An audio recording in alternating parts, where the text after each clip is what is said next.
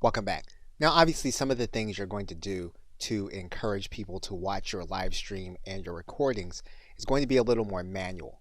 And to find those ways, what you're going to do is go inside of the community link on your channel, and you can then click inside of your subscriber link. And what you're going to find are all of the people that have subscribed to your channel who do not have privacy settings indicating that their subscriptions can't be known. You can sort those subscriptions here in this link, so you can look at those that are most popular.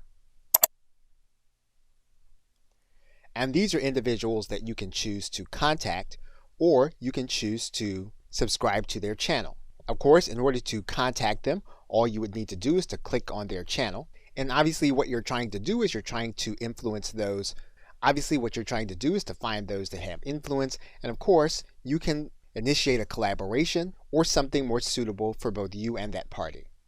Okay, so with that, thanks, and I will see you in another video. Welcome back.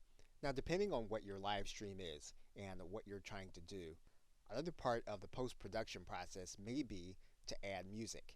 And you can do that inside of your video editing screen and going to this link that says audio.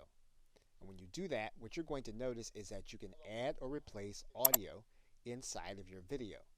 Now, you're not going to be able to add anything from your personal computer to your existing video, but you will be able to add music that is already available on YouTube as either background music or to replace certain audio. So, for example, one of the things we can do is we can choose some kind of audio. And if you want to search for a particular genre of music, you can do that by writing this genre in this area, and then you'll get all of the tracks that are going to be related to it. And you can listen to the track by clicking any of the links. You can determine which ones you actually want. You can also sort by the genre that you want. You can do that here.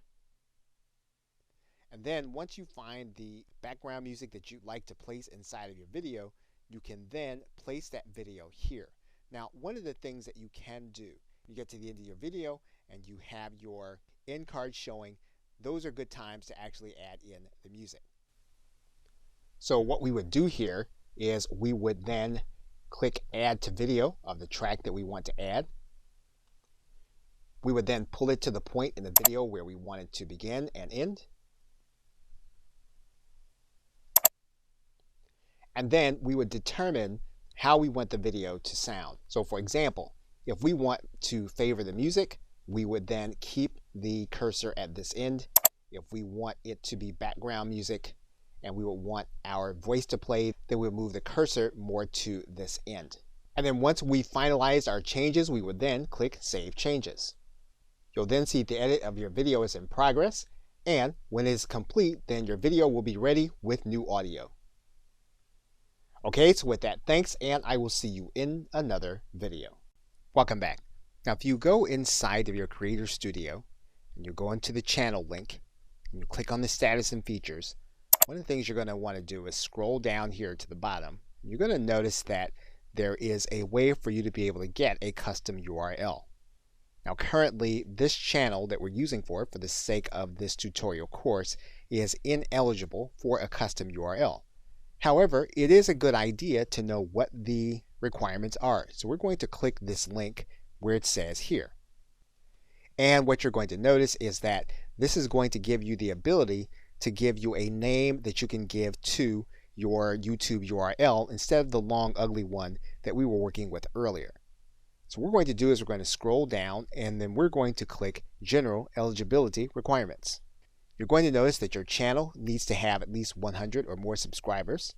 It needs to be at least 30 days old, and it needs to have an uploaded photo as a channel icon and uploaded channel art. Now, more than likely, you have the last two already done. The only thing that you may be lacking are the 100 subscribers. So that is going to be the thing that you're going to need to work on in order to have a more attractive URL, and even more than it being attractive, for it to be memorable. Until that time, you'll need to use the channel ID that you have as well as the user ID. Okay, so with that, thanks, and I'll see you in another video.